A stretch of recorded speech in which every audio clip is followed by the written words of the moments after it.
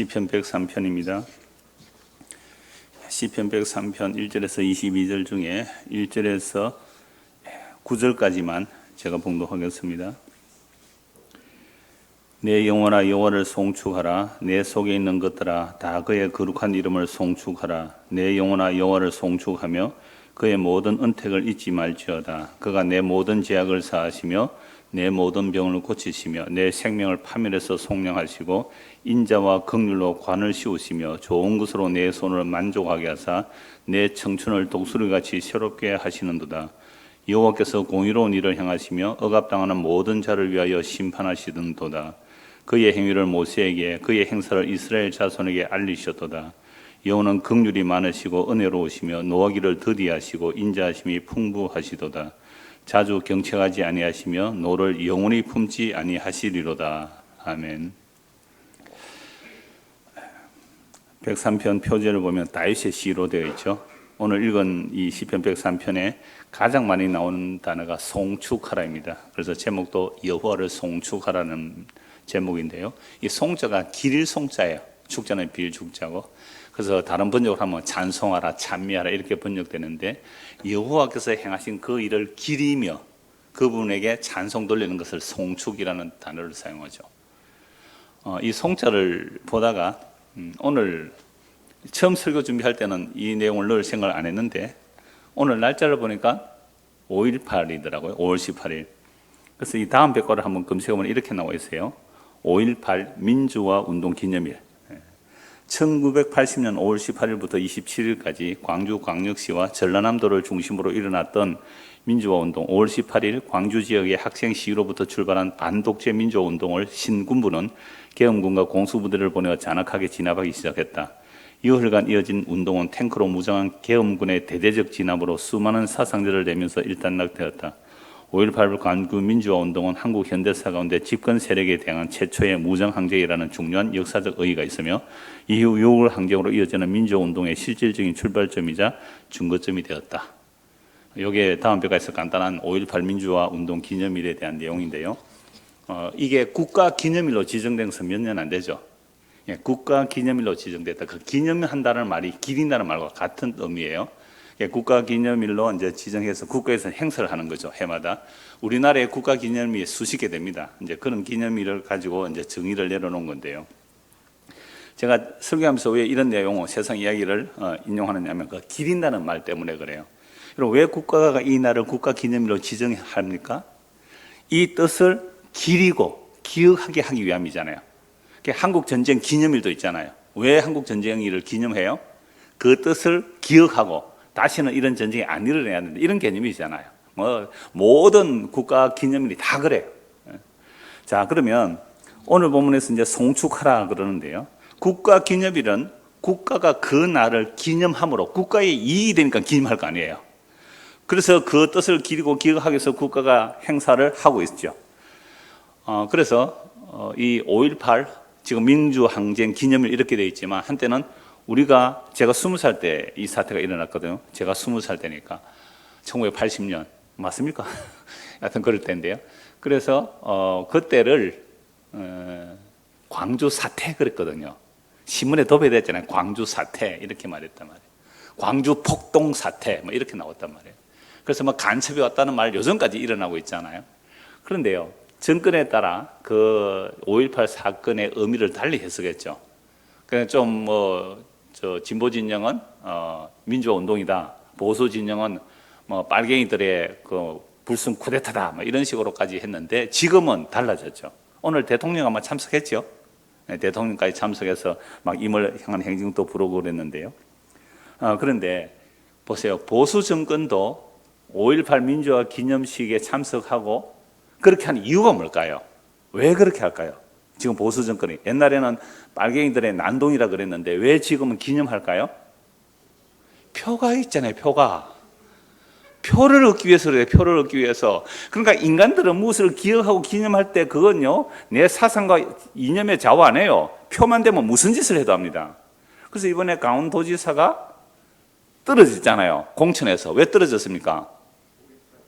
5.18 사태를 폄훼한 말 때문에 떨어졌거든요. 그러니까 어떻게 해요? 단식 투쟁하다가 그거 사과하니까 제가 옛날에 광주 5.18 사태를 제가 잘못 말한 것을 죄송합니다고 사과를 했다고요. 그래서 다시 투표가 돼가지고 지금 경기도지사 나온다는데요. 나는 그 사람이 진심으로 사과했을까요? 표 얻기 위해서 사과했을까요? 인간은요, 이념이나 사상이라는 것도 결국은 자기 이익 따라 움직입니다. 어떤 인간이라도, 저 자신도 마찬가지, 여러분도 마찬가지. 근데 여러분은 내 자신을 못하겠어요. 제 자신을 볼 때 그렇거든요. 인간의 모든 움직임, 행동, 말에는요, 자기 이익과 결부되지 않은 말을 할 수가 없는 인간들입니다. 자, 그러면 오늘 우리는 왜 모였을까요? 오늘 여기 우리는 왜 모였을까요? 수요일 날? 오늘 우리는 무엇을 기리고 무엇을 기억하기 위해서 모였나 이 말입니다. 1절 2절 다시 보겠습니다. 103편. 내 영혼아 여호와를 송축하라. 내 속에 있는 것들아 다 그의 거룩한 이름을 송축하라. 내 영혼아 여호와를 송축하며 그의 모든 은택을 잊지 말지어다. 1절 2절에서 지금 송축하라는 말이 몇 분이 나오잖아요. 그러니까 자기가 자기에게 말하는 거죠. 내 영혼아 여호와를 송축하라. 내 속에 있는 것들아 다 그의 거룩한 이름을 송축하라. 신영식 목사님 시편 설교를 보니까 이렇게 표현했더라고요. 내 속에 있는 것들은 내 속에서는 죄밖에 안 나오는데, 바울 사도 그랬잖아요. 구약을 인용해서 우리 마음에 있는 것은 더러운 것과 악한 것과 거짓된 것이 나온다고요. 예수님도 그 말씀하셨고 바울 사도도 구약을 인용해서 우리 속에는요 선한 것이 없어요. 근데 도대체 뭘로 찬송하는가 이렇게 이제 시작을 하던데요. 저는 일단 문자 그대로 일단 보도록 하겠습니다. 내 영혼아 내 속에 있는 모든 것들아 그의 거룩한 이름을 송축하라 그러죠. 내 영혼아 여호와를 송축하면 그의 모든 무엇을요? 은택을 잊지 말지어다. 그 은택이라는 말은 우리 지휘자 집사님 이름이 되네요. 은혜로 베풀어 주신 혜택이에요. 은혜로 베풀어 주신 그 혜택을 잊지 말라. 그러면 여호와 하나님의 그 이름을 송축하는 이유는 뭘 받았기 때문에 하나님을 송축하는 거예요? 그 은혜로운 혜택을 받았기 때문에 송축하는 거예요. 자, 그렇다면 우리는 평소에 여호와를 송축하고 살아가십니까? 여호와께서 우리에게 행하신 그 은택이 얼마나 많은지, 얼마나 큰지 그 은택을 잊지 않고 찬송하며 살아가십니까? 오늘 하루를 살면서 우리는 얼마나 하나님의 그 은택을 잊지 않고 찬송하며 감사하면서 살았습니까? 그리고 교회에 오면 수많은 감사를 하죠. 그래서 감사의 내용과 감사의 헌금한 명단을 주보에 올리는 교회가 많은데요. 그래서 제가 그런 주보들을 쭉 살펴보면 언제 감사를 하는지 보면요. 생일, 합격, 성진 또는 이사도 했을 때 언제 감사합니까? 20병 살다가 완전히 달새집에 갔을 때 감사합니까? 20병 살다가 50병 집에 갔을 때 감사합니까? 50병 갔을 때 감사하고요. 제가 분모사 때 그 주보를 제가 만들었기 때문에 너무 잘 알잖아요. 이사 그 감사금 내용이 무엇인지 나오는지 그것도 요약해서 주보에 올려야 돼요. 이름도 쓰고 감사의 내용도 쓰고 때로는 다른 사람 자꾸 감사하는데 자기는 별로 감사할 게 없을 때 하는 감사의 제목이 뭡니까? 범사에 해보셨군요. 범사에 감사합니다. 이렇게 써서 감사금 하잖아요. 자, 그런데 오늘 본문은 무엇으로 하나님께 송축하며 그 은택을 잊지 않겠다라고 말합니까? 오늘 여러분들에게 종이 한 장 나눠드리고 주께서 우리에게 베풀어 주신 그 은혜의 혜택을 써보라 하면 몇 개 쓸 수 있겠어요? 쭉 쓰라고 하면 몇 개 쓸 수 있을까요? 하나님의 은택을 써보라 그러면 은택을 송축하기는커녕 짜증만 나지 않습니까? 혹시? 화만 나지 않습니까? 뭐 해준 게 뭐 있어야죠, 뭐 내한테. 그러니까 하나님께서 아브라함에게 창세기 15장에 보면 내가 너의 방패요 지극히 큰 상급이라 그러니까 아브라함이 하나님께 뭐라 그럽니까? 나는 상이 없는데 무슨 상 줄랍니까? 이랬다고요. 나 자식 없는데 무슨 상 주십니까? 이게 우리 수준이고 아브라함의 수준이에요. 아브라함의 수준을 높이지 마시라고요. 그래서 성경에 있는 모든 이 인물들의 그 재성을 그대로 드러내고 있다고요. 자, 그렇다면 오늘 정말 저와 여러분은 무슨 하나님의 은택을 송축할 수 있겠습니까? 마음으로 생각해서 1, 2, 3, 3 써보십시오. 지금 마음속으로 나는 하나님의 은택을 무엇으로 송축할까?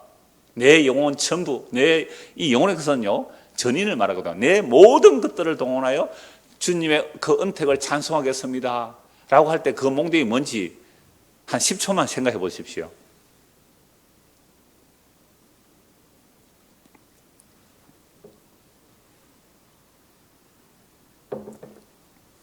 지금 8초 됐는데 되게 길죠, 10초가. 그러니까 우리가 하나님의 은택을 평소에 생각 안 하고 살아갑니다. 그러니까 제가 아까 감사한것 목록을 말했을 때에 하나님의 은택을 감사할 때에 우리는 뭘 감사하느냐면 내 삶에 이익이 되는 일, 그죠? 내 이 육체적 생존의 삶에 보탬이 되는 일, 내 몸 편안한 것, 내 기분 좋은 일, 이런 것들을 감사해 보았지 언제 한번 주님의 진짜 은혜에 대해서 감사해 본 적이 있느냐 이 말입니다. 그래서 도대체 이 다윗은 1편 2편에서 주를 송축하라는데 무슨 내용을 가지고 찬송하는지 한번 보십시다. 일단 3절에서 5절입니다. 그가 네 모든 죄악을 사하시며 네 모든 병을 고치시며 네 생명을 파멸해서 속량하시고 인자와 긍휼로 관을 씌우시며 좋은 것으로 내 손을 만족하게 하사 내 청춘을 독수리같이 새롭게 하시도다. 좋아요 안 좋아요? 엄청 좋죠. 그러니까 내 모든 죄악을 사하시고 네 모든 병을 고쳐주셨대요. 그러면 내 모든 병이 안 고쳐졌으면 감사할 수 있어요 없어요? 보세요. 여기는 무슨 병을 고쳐줬다고요? 네 모든 병을 고쳐줬다고. 발의 무좀까지도 다 고쳐줬다는 거예요. 그 다음에 네 생명을 파면서 속량하시고 인자와 긍휼로 관을 씌우시고 이런 건 잘 사실은 귀에 안 들어와요.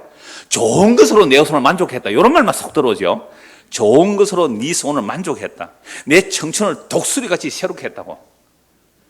야, 이런 걸 보면서 이 사람이 큰 병이 들었는데 그 병이 고침을 받고 그 다음에 그 힘이 청춘처럼 독수리처럼 휙 날로 올라갔다고. 그래서 은퇴할 때 주로 이런 말 하잖아요. 여러분 은퇴라는 것은 영어로 말하면 리타이어입니다. 이제 다이어 갈아 끼우고 더 잘 달리십시오 막 이러잖아요. 그래서 청춘을 뭐 독수리처럼 청춘이 새롭게 위로 올라갑시다 이렇게 말하면 아멘 하고 은혜로 끝내면 되잖아요. 그러면 이제부터 어떻게 해야 되죠? 여러분 그런 감사가 넘치려면 평소에 뭐 해야 됩니까? 감사를 많이 하십시오 이렇게 하고 하면 뭐 다 언어롭다 하고 끝내면 되잖아요. 근데 과연 그런 내용일까 이 말입니다. 여러분 시적인 병행구절이라는 것은요 앞에 표현을 뒤에 다르게 표현하는 거예요. 네 모든 죄를 사했다 요 말은 그 다음에 네 모든 죄를 사했다 요 말과 병행구절이 뭐예요? 네 모든 병을 고쳤다가 이 꼴이에요. 그러니까 이걸 병을 고쳤다라는 말 그것만 보면 안 된단 말이에요. 앞에 병행구절이 네 모든 죄를 사했다는 말이 뭐예요? 네 모든 병을 고쳤다는 말과 같은 거예요. 여러분 우리가 이 땅에 일어나는 그 질병과 죽음이라는 것은 근원은 어디서 온 거예요? 죄 때문에 왔잖아요. 죄로 인해서 죽음이 온 거예요. 그러니까 네 모든 병을 고쳤단 말은 네 모든 죄를 사했다 이 말이에요. 그렇지 않고 단지 병 고침만 얘기를 한다면 그건 정말 내 중심적인 해석을 하는 거예요. 그래서 이 세상의 모든 악과 고통은 사실 죄로 인한 거거든요. 그래서 죄사함이 가장 먼저 나와 있잖아요. 죄사함이. 그러니까 병이 고쳐졌다는 말도 죄의 결과로 인한 죽음에 이르는 병에서 고쳐졌다 이렇게 봐야죠. 이 시편의 저자 다윗도 늙었습니까? 안 늙었습니까? 늙으면 특징이 뭐예요? 몸의 온도가 떨어집니다. 겨울에는 내복 입죠. 여름에도 내복 입어요. 제가 전에 대구에 계시는 목사님, 제가 교제하는 목사님 80노인인데 지금 또 저 베트남에서 2주간 집회로 또 가셨어요. 물론 가면 여비를 다 본인이 마련해서 가야 돼요. 근데 목사님 마침 그 대구의 어떤 기업체에 그 사목처럼 계셨기 때문에 거기서 이제 기차표 비행기표 끊어줘서 이제 다녀오시고 하시는데요. 그분은 전에 한번 제가 초대해서 그분 따님하고 와서 제가 식사 대접하고 그랬을 때에 여름에 에어컨 때문에 여름인데 한여름인데 내복을 입고 오셨어요. 내복을 왜? 에어컨 바람 쐬면 감기 든다는 거예요. 80이니까. 그러니까 나이가 들면 들수록 몸이 어떻게 돼요? 차가워지잖아요. 다윗은 늙었을 때 몸이 떳떳했어요. 차봤어요? 차가워서요. 그래서 누구를 여줍니까? 신하들이. 아비살은 동료를 여준대. 젊은 처녀. 그러니까 처녀는 뜨끈뜨끈하니까 품에 안고 자라고요. 그런데 다윗은 그 여인을 품지 않았다 하면 성경에 그렇게 되고 있는데요. 그런 다윗조차도 결국 늙고 몸이 차버지고 병들고 죽었잖아요. 그렇다면 지금 다윗의 시인데요. 내 모든 병을 고쳤다면 늙어서 병도 안 들어야 되잖아요. 몸이 차봤다니까요. 늙어서. 그럼 점점 손발이 차고집니까? 축하할 일이죠. 갈 때가 다 됐으니까.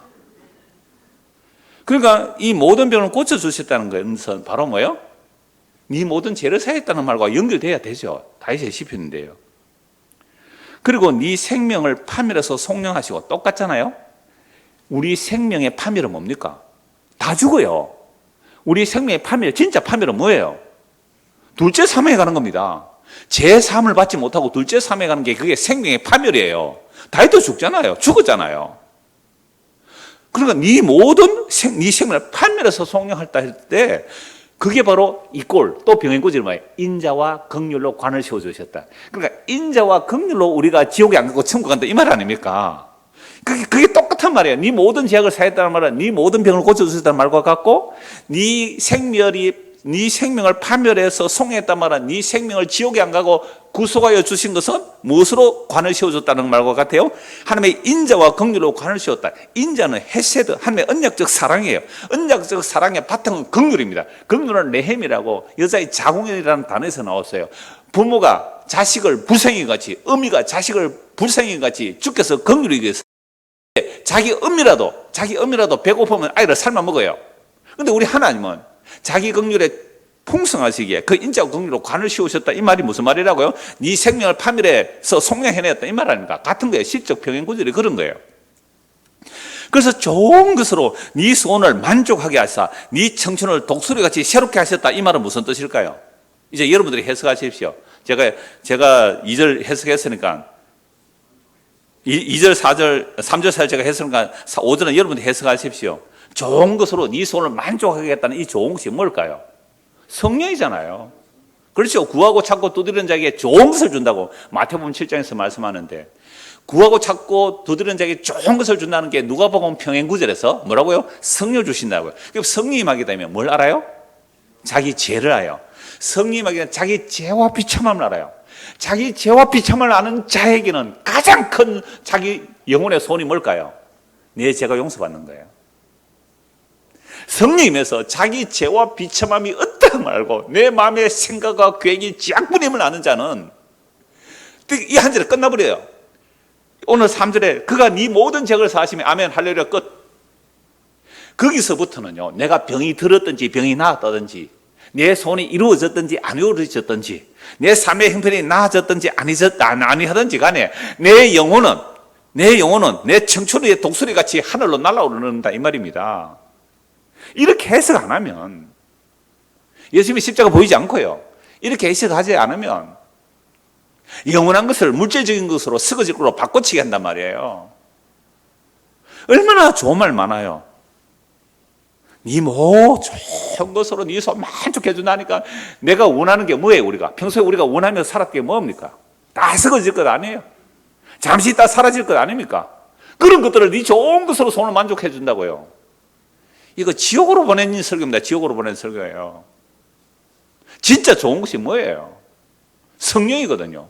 성령이 임하게 되면 자기 죄와 비참함을 알기 때문에 자기 죄가, 내 모든 죄가 사함을 받았다는 이 소식이 내 소원의 만족이며 내 청춘의 새로움이며 독수리처럼 날개친같이 영혼을 향하여, 하늘을 향하여, 그 주님의 약속에 향하여 마음껏 날아 올라가는 거예요. 비록 비참에 처해 있고 궁피에 처해 있을지라도요. 그래서 사람이 자기 죄가 어떠한지 알지 못하면 죄를 용서해 주시는, 우리의 모든 죄를 용서하기 위하여 오신 그 예수님을 원수로 여기고 그 예수 믿는 사람을 다 잡아 죽이는 일을 하는 게 자기 죄를 모르는 자들이에요. 그게 누굽니까? 바울 아닙니까? 제가 바울 종종 인용하는 이유가 이겁니다. 이런 율법의 의로 흠이 없다는 이 바울이 예수님을 만나고 나니까 내가 율법의 의로 흠이 없었다는 그 모든 자기의 자랑거리를 뭐로 여겨버린다고요? 배설물. 순수한 우리 한국말 말로 번역하면 뭐예요? 배설물이 똥입니다. 똥. 그럼 화장실에 볼일 받아 또 손에 똥 묻으면 어쩝니까? 몇 번 씻고 냄새 안 나도 씻잖아요. 내 지금까지의 자랑거리들이 바울은 율법에 의였죠. 여러분들은 윤리도덕 착함이었습니까? 좀 바르게 사신 거 있어요? 남 좀 도와가면서 살았어요? 그런 것들을 주님 만나고 나니까 뭐래요? 배설물로 그걸 오히려 해롭게 여겼다. 그러니까 우리에게 해로운 것들을 우리는 그동안 뭐라고 끌안고 살았어요? 나의 자랑거리로, 나의 영혼의 소원의 만족으로, 나의 만족으로, 내 인생의 만족으로 살고 끌안고 살아가요. 똥덩어리를 안고 살아요. 똥덩어리를 안고 살아가요. 그래서 바울이 예수님을 만나고 나니까 오직 예수 그리스도의 뭐만 자랑한다 그랬어요? 십자가만 자랑한다. 십자가가 얼마나 능력받은 것이며 처참한 것이며 고통받은 것이며 저주스러운 것이며 정말 버림받은 모습이냐 말이에요. 그래서 바울 사도가 주님을 만나고 셋째 하늘에까지 이끌려가서 놀라운 계시를 받죠.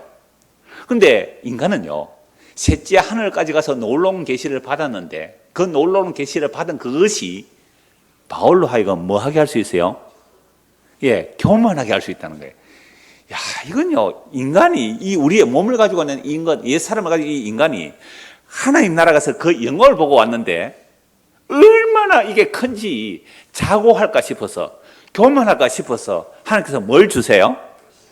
육체의 가시를 주셨는데 그걸 사단의 사자라 그래요. 얼마나 고통스러우면 사단의 사자, 육체의 가시를 주셨어요.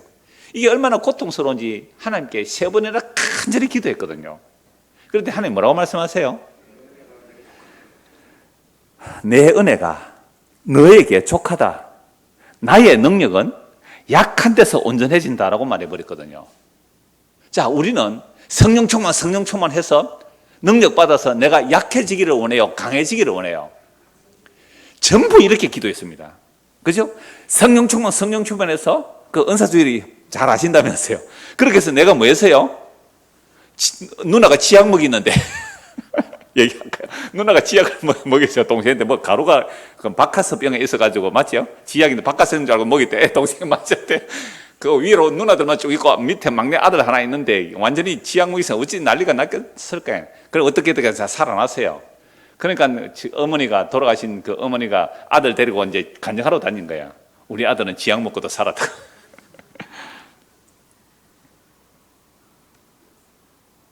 그러니까 그 육체의 가시가 사탄의 그 사자가 얼마나 고통을 세 번이나 간절히 기도했는데 바울은 분명히 그렇게 말하잖아요. 하나님의 말씀이 그거죠. 내 은혜가 너에게 족하다. 내 능력이 약한 데서 온전해집니다.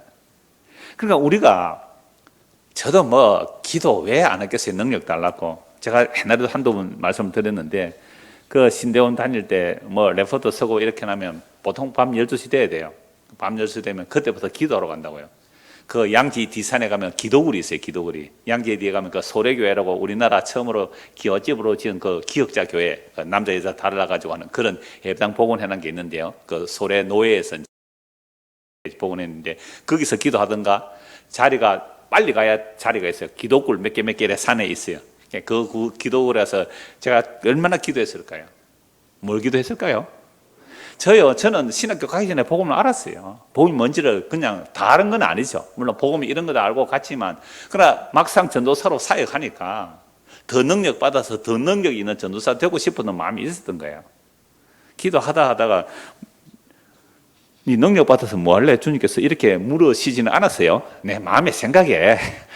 가만히 보니까 결국 자기 이름과 자기 영광이더라고요.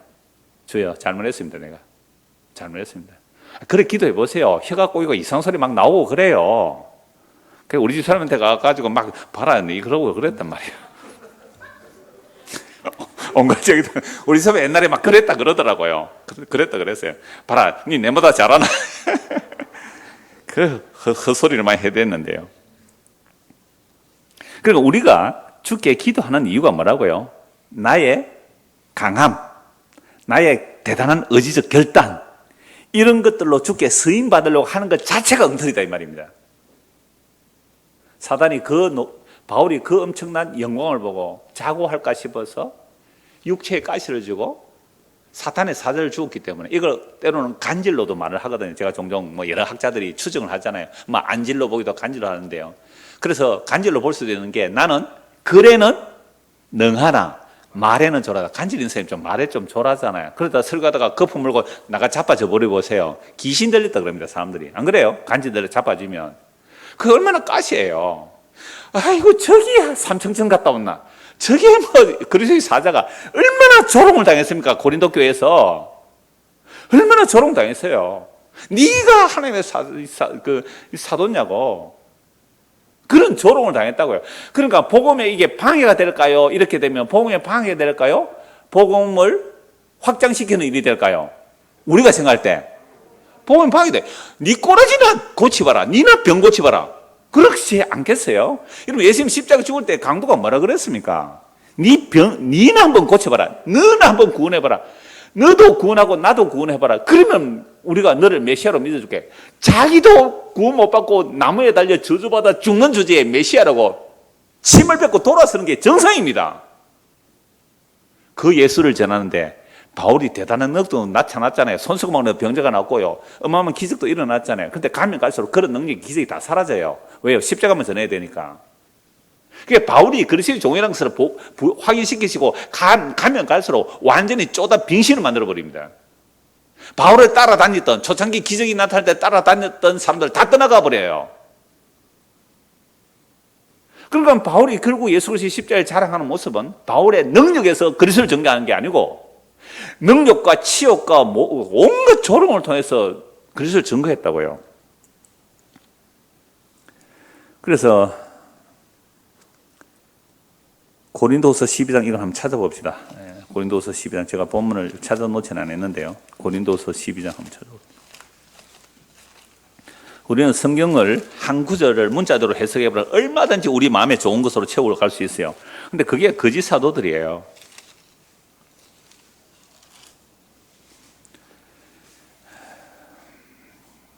고린도서 12장입니다. 7절. 자, 여러 계시를 받은 것이 지극히 크므로 너무 자만하지 않게 하시려고 내 육체에 까시고 사탄의 사자를 주셨으니 이는 나를 쳐서 뭐 하려고요? 나를 너무 자만하지 않게 하려 하십니다. 이것이 내게서 떠나가게 하기 위해 내가 3번 주께 간구하였더니 3번이나 간절히 기도했어요. 나에게 이르시기를 내 은혜가 네게 족하도다. 이는 내 능력이 약한 데서 온전해짐이라 하신지라. 그러므로 도리어 크게 기뻐함으로 나의 여러 약한 것들에 대하여 자랑하리니 이는 그리스도의 능력이 내게 머물게 하려 합니다. 그리스도의 영역이 내 안에 머무는 일은 내가 강할 때입니까? 약할 때입니까? 약할 때. 그런데 왜 우리는 강해지려고 해요? 왜 높아지려고 해요? 왜 잘나려고 해요? 그렇게 해서 그리스도를 정하는 그 그리스도는 가짜 그리스도죠. 여러분, 이런 말씀 하나도 우리는 제대로 해석을 못 받았어요.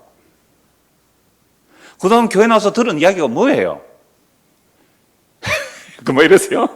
할 수 있다 하시니 나의 능력 주니. 그래서 능력 받아서 불러 능력 받아서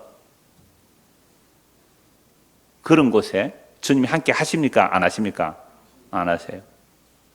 바울이 거품 물고 넘어져 자빠지는 그곳에, 그래서 영광의 영이 어디에 머물러 계세요? 주의 이름으로 능력받는 그 위에 영광의 영이 주님 함께 하신다고요. 영광의 영은 사람은 자꾸만 헛된 데서 영광을 찾는데 바울이 하는 말을 한번 보십시오. 자, 9절.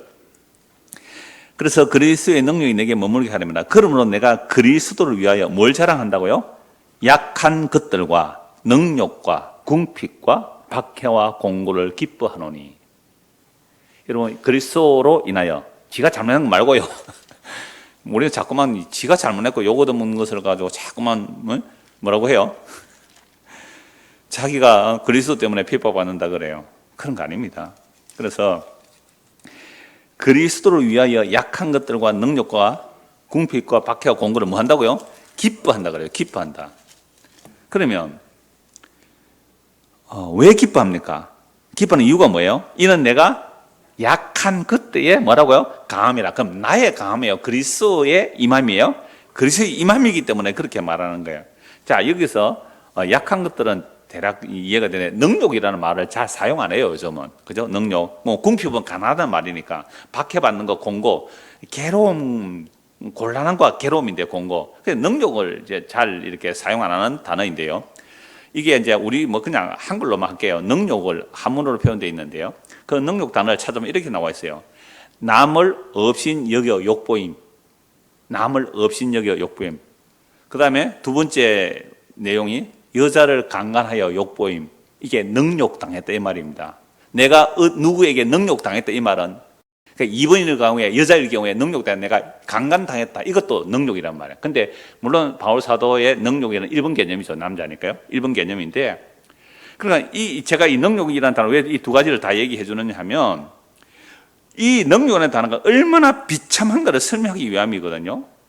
그래서 우리가 능욕을 당했다, 궁핍하다, 박했다, 괴로움을 과연 기뻐할 수 있는 인간이 있습니까? 내가 능욕을 당했는데, 박해를 당하고 궁핍한데, 괴롭고 곤란한데, 이걸 과연 우리가 기뻐?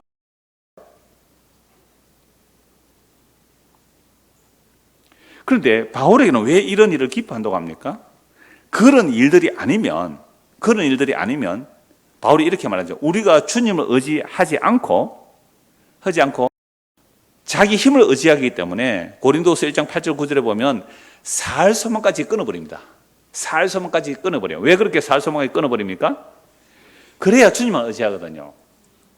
그럼 우리가 평소에 나와서 주님 앞에 기도할 때 뭘 기도합니까? 주여, 나는 능욕 당하기를 원합니다. 궁핍하기를 원합니다. 공고하기를 원합니다. 이런 기도 해요, 안 해요? 안 하잖아요. 오히려 뭘 기도해요? 부자 되기를 원합니다. 그럼 부자 되면 주님께 부르짖을까요? 안 부르짖을까요? 능욕 당하고 비참하고 고난 당하지 않으면 주님 의지 안 합니다. 우리는 그래 기도하는 내용이 주님께 의지 안 하려고 하는 내용들이지, 세월 지나가면 갈수록 더욱 주를 의지할 내용을 기도한 적이 있습니까? 아니에요. 우리는 기도해서 능력 받아서 이제는 다시는 주를 찾지도 않는 사람 데리고 기도했어요. 안 그래요? 설교 내용이 그런 거 아니에요. 기도 내용이 그런 거 아니었어요. 보세요. 우리는 성경 그동안 얼마나 벌로 봤어요. 벌로 봤다는 말은 무슨 말인지 알아요? 수박 껍데기 핥듯이 그렇게 봤단 말이에요. 그래서 3절 5절 다시 보십시오. 시편 103편 3절 5절. 이제 주님의 그 은택을 송축하는 거예요. 주님의 은택을 송축하는데 그 은택을 송축하는 내용이 뭐냐라고 할 때에 3절과 5절이에요. 그가 내 모든 죄악을 사하시며 내 모든 병을 고치시며 내 생명을 파멸해서 속량하시고 인자와 긍휼로 관을 씌우시며 좋은 것으로 내 소원을 만족하게 하사 내 청춘을 독수리같이 새롭게 하시는도다. 딱 하나로 줄이면 뭐예요? 내 모든 죄가 용서받았습니다. 요걸 다른 표현이에요. 요걸 다르게 표현한 거예요. 내 모든 죄가 용서받았습니다. 그래서 아브라함과 다윗이 복이라는 복이 뭐예요? 내 허물이 사함을 받고 내 죄가 가려움을 받은 자의 복에 대하여 다윗이 말한 바, 그 불법이 사함을 받고 그 죄가 가려운 자는 복이 있도다. 이게 시편 32편을 바울 사도는 로마서 4장에서 그대로 인용합니다. 진짜 복이 뭐예요? 우리의 모든 죄가 예수 그리스도의 피로 용서받았다는 것. 또 한 가지가 모든 병을 고쳤다는 말이고 생명을 파멸해서 속량했다는 말이고 인자와 긍휼로 관을 씌웠다는 말이고 좋은 것으로 네 손을 만족했다는 말이고 내 청춘을 독수리같이 새롭게 했다는 말이에요. 이게 전부 제3입니다. 거기에서 참된 만족과 하면 우리는 이 세상에 사는 동안 불평 원망 외에는 할 일이 없는 자들이에요. 형편이 조금 나아지면 조금 괜찮았지만 돌아서면 또 욕망이 우리를 붙들어 갑니다. 도대체 만족이 안 나오는 거예요. 그래서 우리 청년 중에 다 아시는 분 알고 우리가 지난 주일 오후에도 기도도 했지만 우리 청년이 그 얘기를 했어요. 제가 이름은 잘 안 밝혀요. 이거 또 녹음으로 남으니까요. 그 청년이 뭐라고 했냐면 옛날에 공무원 하다가 여러 가지 공무원 어려움이 있어서 그만두고 다시 또 시험 쳐서 공무원 갔는데 능력 있고 실력이 있어요. 일 잘해요. 그러니까 자기가 조그마한 도시에 가서 공무원 일을 하고 있으니까 내 실력에 이런 대접 받는 게 이게 불만이었어요. 내가 이럴 사람이 아닌데. 그럼 옛날에 그 실력으로 해서 벌써 진급 해가 그 나이에 있었을 텐데 지금은 오히려 밑에 이제 말단으로 가 있으니까 내가 이런 대접을 받을 실력이 아닌데 이러고 있었다는 거예요. 그러다가 이제 아프고 진단을 받으니까 이제 암이라는 이 진단이 나왔는데요. 그러면서 이제 몇 번 이래 저하고 이제 이야기도 하고 하면서 뭐라고 했냐면 이렇게 얘기를 해요. 그래, 그 신앙생활 잘 해왔겠, 자기 나름대로 또 열심히 잘 해왔기 때문에 물었어요. 그래서 어떻게 해석하니라고 물었어요. 그래서 자기는 내가 이런 대접 받는 게 부당하다고 생각했다는 거예요. 부당하다고. 근데 이번 일을 통하여 자기는 먼지임을 알았대요. 됐어요. 그러면 병이 낫고 아닌 것은 주님께 맡깁시다. 그럼 된 거예요. 제가 이렇게 말하면 기도 받고 이제 서울 올라갈 때 제 기도도 그렇게 했어요. 병이 낫고 아닌 것은 주님께 맡깁시다. 제가 형제에게, 청년에게 받았던 대답은 그거예요. 내가 먼지입니다. 먼지라는 것은 좀 이따 사라지면 없어져요. 지가 먼지면 병이 낫든지 안 낫든지 제가 먼지임을 알고 내 모든 죄가 용서받은 그 사실을 알면 된 거잖아요. 그 뒤는 나는 모르겠어요. 자기가 안개임을 알았다면 된 거잖아요. 안개는 조금 있다가 없으면서 없어져요. 너희는 안개라 그랬잖아요. 우리는 입김이라 그래, 입김. 저울에 달면 저울에 달릴 것도 없는 입김이에요. 원래 없는 거예요, 우리가. 그게 우리 영혼이 도수리처럼 가벼워서 날아 올라가는 거 아니에요. 교회 와서 이런 기분이 있어야죠. 슉 날아가는 기분. 근데 왜 무거운 짐을, 그 무거운 짐이 왜 무거워요? 나는 있는 나인데, 그죠? 있는 나인데 더 잘 있게 폼나게 살려고요. 근데 아까 제가 신약 몇 권만 인용했습니다만은 바울이 셋째 하늘까지 봤는데 왜 하나님께서 육체의 가시를 주어요? 왜 사탄의 사자를 떠나지 않게 해줘요?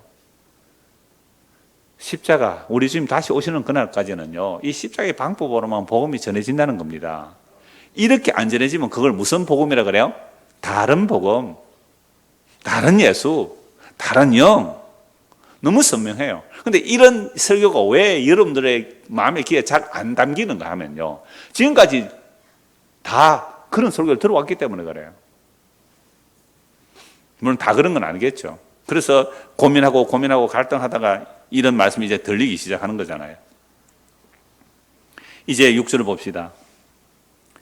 여호와께서 공의로운 일을 행하시며 억압당하는 모든 자를 위하여 심판하시는도다. 그의 행위를 모세에게, 그의 행사를 이스라엘 자손에게 알리셨도다. 여호와는 긍휼이 많으시고 은혜로우시며 노하기를 더디하시고 인도다. 자주 경책하지 아니하시며 노를 영원히 품지 아니하시리로다. 자, 여호와 하나님께서 그 공의로운 행위를 어떻게 보여주셨어요? 억압당하는 모든 자를 위하여 심판하셨죠. 이게 출애굽을 통해 말씀하시는 거예요.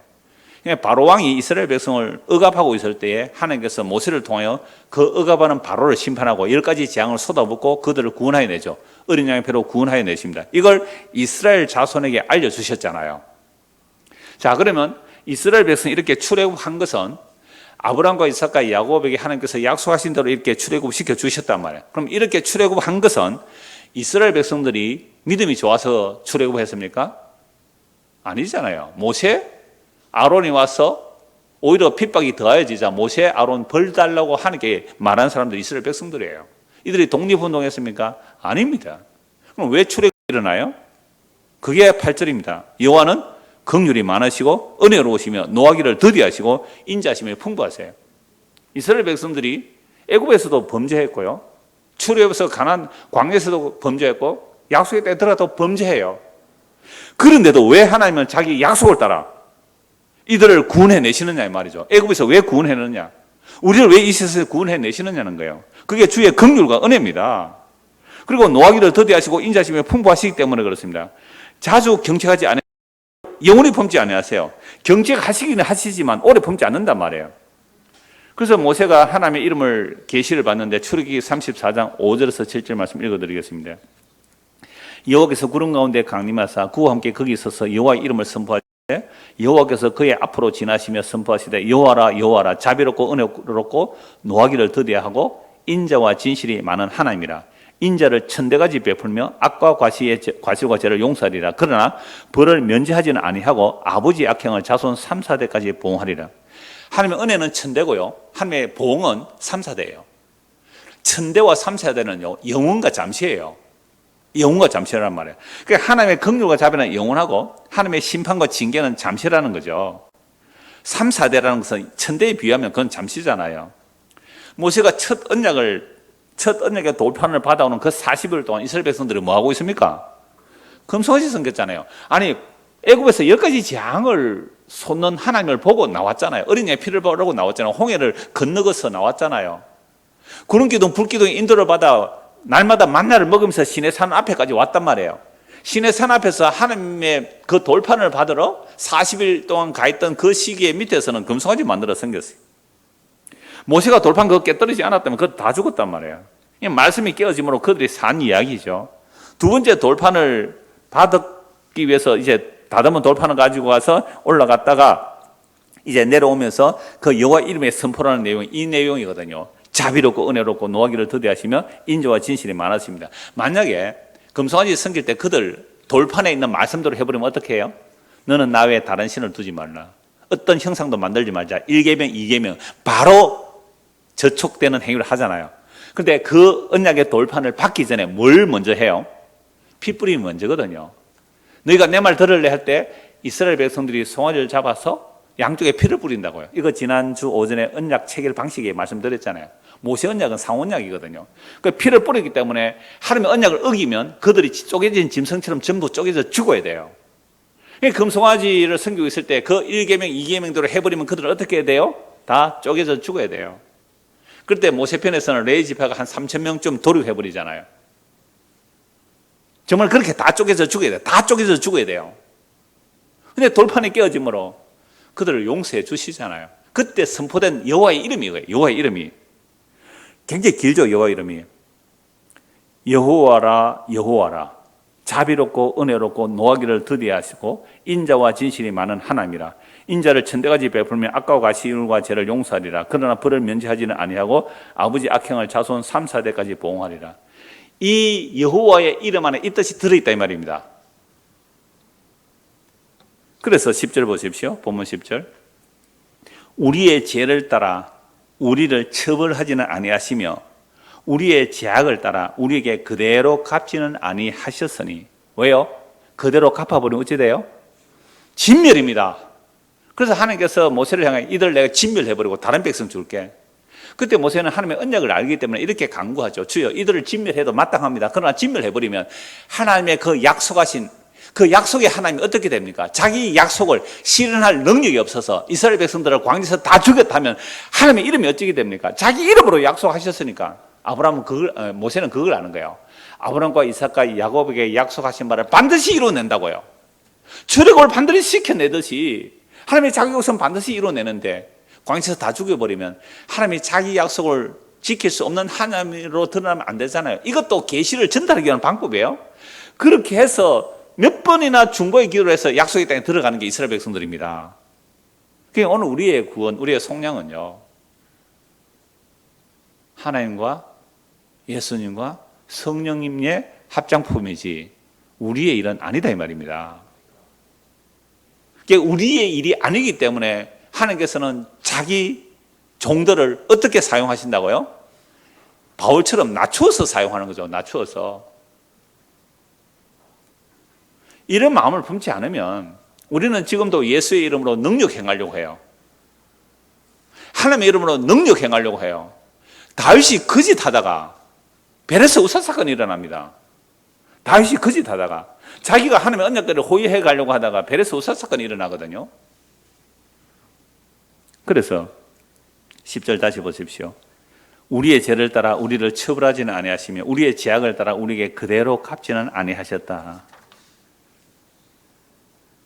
참으로 놀라운 은혜의 말씀이에요. 만약 우리의 죄를 따라 우리가 갚아버리면 어떻게 될까요? 그런데 우리의 죄를 따라 우리의 죄대로 그대로 갚지 아니하시는데 하나님의 속성을 보세요. 11절 12절인데요. 높음같이 그를 경외하는 자에게 그의 인자하심이 크시다라고 말씀하잖아요. 동이 새에서 먼 것 같이 우리의 죄가를 우리에게서 멀리 옮겼었어요. 동쪽과 서쪽은 안 만납니다. 수평선으로 말하면 동에서 서가 먼 것 같이 우리의 죄가를 완전히 옮겨버렸어요. 아버지가 자식을 긍휼히 여긴 같이 여호와께서 자기를 경외하는 자를 긍휼히 여기시나이다. 그럼 자기를 경외하는 자, 11절에도 그를 경외하는 자 되어 있잖아요. 그럼 어떤 사람이 주님을 경외할까요? 주의 인자를 맛본 자만이 주를 경외합니다. 주의 긍휼과 자비를 맛본 자, 주의 인자와 긍휼을 관시어 준 자들만이 주를 경외하게 되어 있어요. 그러니까 주님의 그 경외, 주님의 그 인자하심을 크다는 것, 주의 인자하심을 그 크심을 아는 자만이 주를 존경하고 두려워하는 거예요. 그러니까 이런 복음을 전하면 뭐라고 말한다고요? 죄가 더한 곳에 은혜가 되었으니 죄 더 지어야 되겠네. 요따위 하는 말을 하는 자리에 나온다고 바울이 말했잖아요. 그 주의 인자고 긍휼이 크심을 말하는데 그럼 죄지도 되겠네. 이런 말을 하는 인간들은 지가 뼛속까지 죄덩어리라는 사실을 알지 못해서 그래요. 그래서 이건 성령이어야만 머리부터 발끝까지 내 속에서 나오는 것은 죄뿐임을 아는 자들에게 주의 인자와 긍휼을 맛본 자들이 주의 그 인자심을 경외하는 겁니다. 어떻게 그 은혜를 함부로 취급할 수 있어요? 그걸 값싼 은혜처럼 함부로 취급할 수 있느냐 말이에요. 그 인자와 긍휼이 너무너무 귀하기 때문에 주를 경외한다고요. 그런 자들에게 주의 인자심이 더 크시고요. 그런 자들은요, 주께서 긍휼히 여기시는데요. 14절 보십시오. 이는 보세요. 주님께서 왜 우리를 긍휼히 여기시는가? 그가 우리의 뭘 아신다고요? 체질을 아시며 우리가 단지 먼지뿐임을 기억하심이라. 여러분 먼지하고 뭔가 언약해 보셨어요?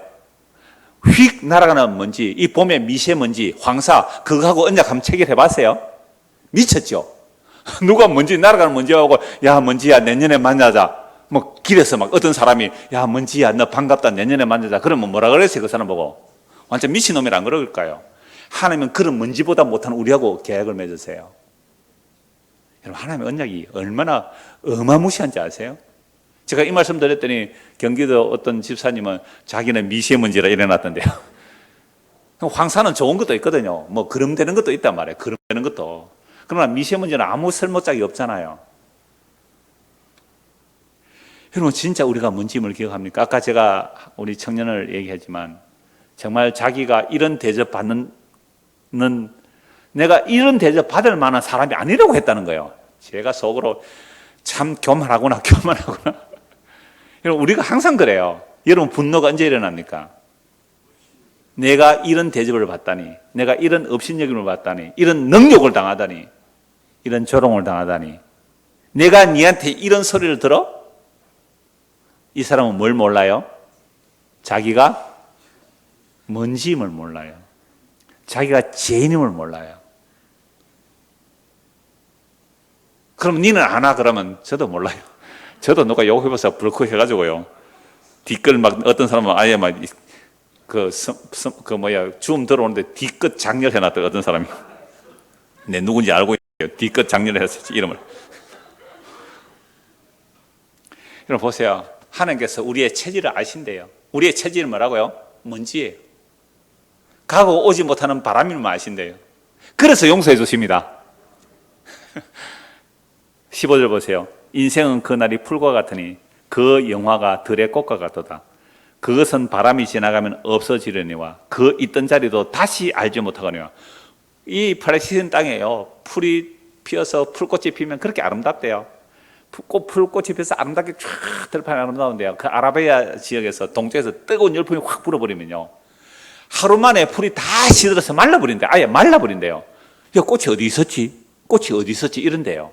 그럼 우리 시간이요. 지금 한 100년 지나면요.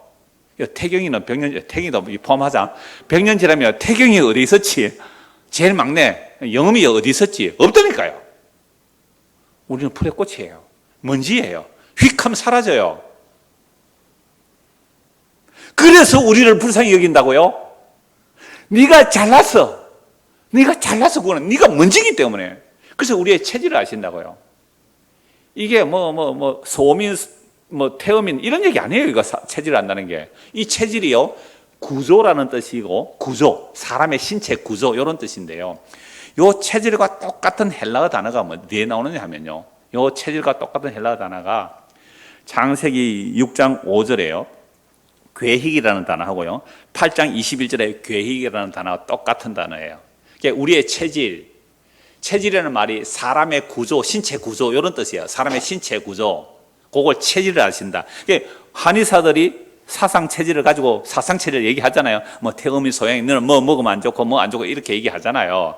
그런데 우리의 체질을 우리를 지으신 분이 아실까요? 모르실까요?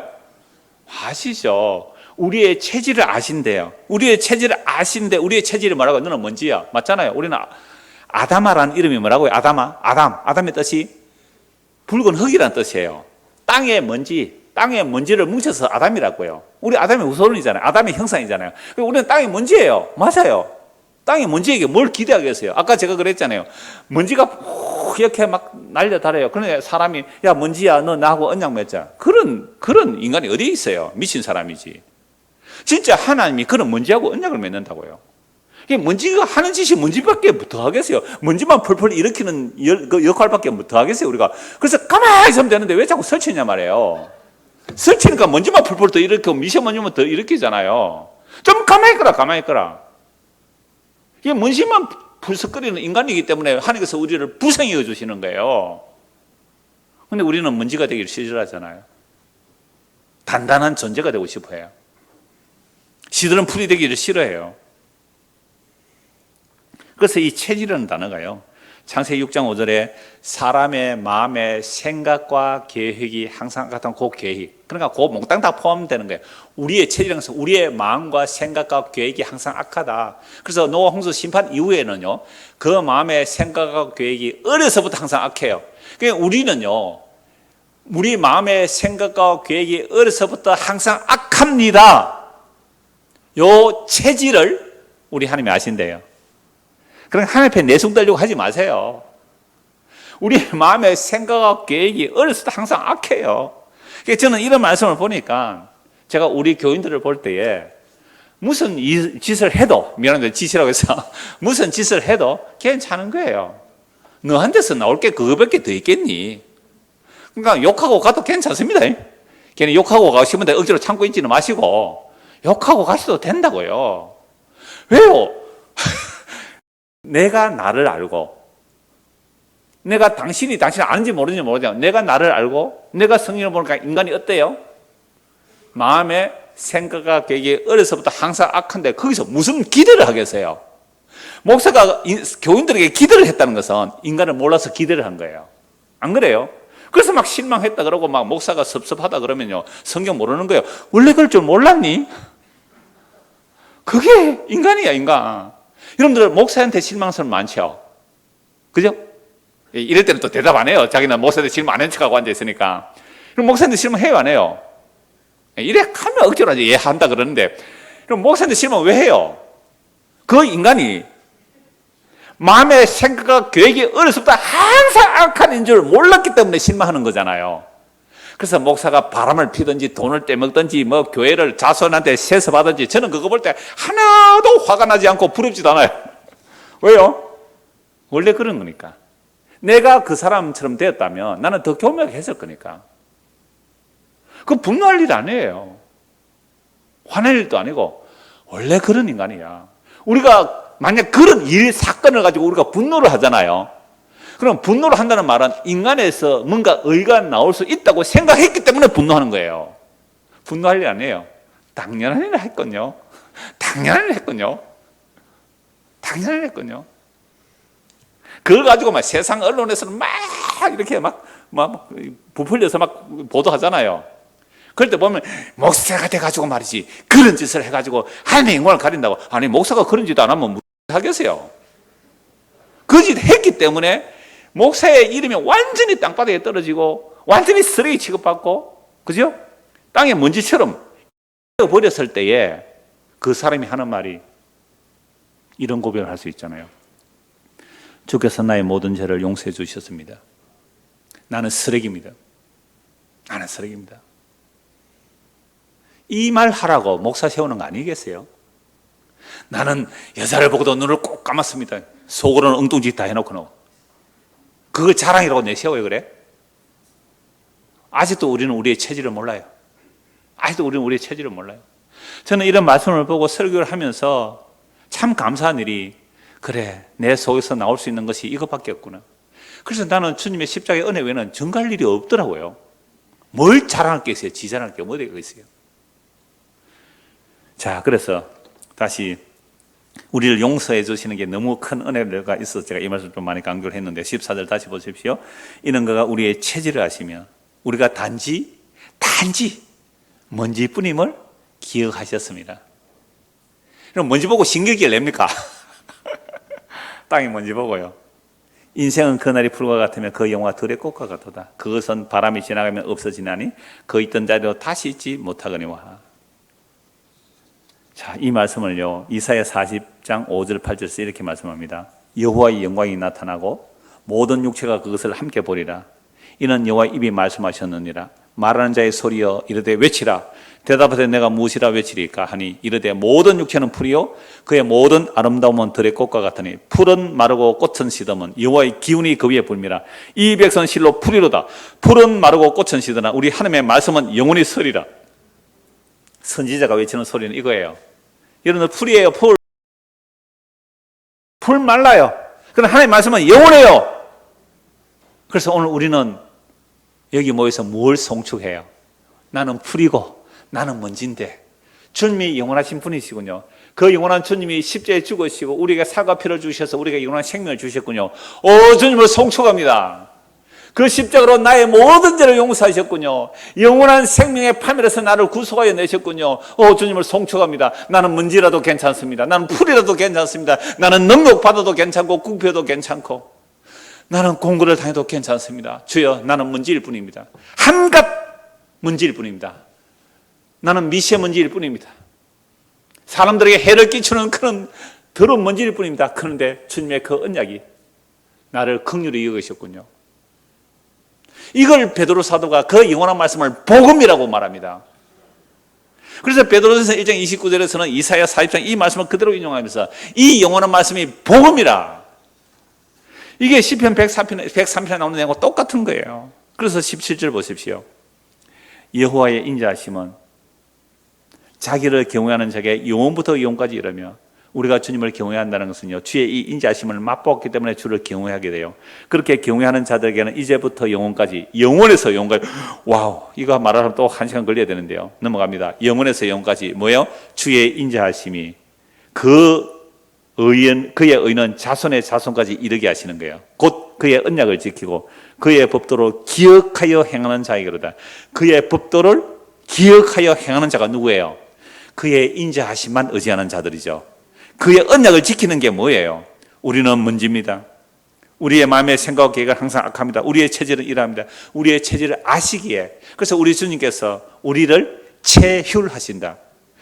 이걸 요즘 번역으로는 동정하신다. 체휼이 어려운 말이니까 동정하신다. 그래서 제가 옛날에 에레미야 할 때 파토스의 하나님, 동정하시는 하나님이 기계적인 원리가 아니에요. 하나님은 함께 우시고 함께 분노하시고 함께 기뻐하시는 하나님이라고요. 그래서 이게 체휼이에요.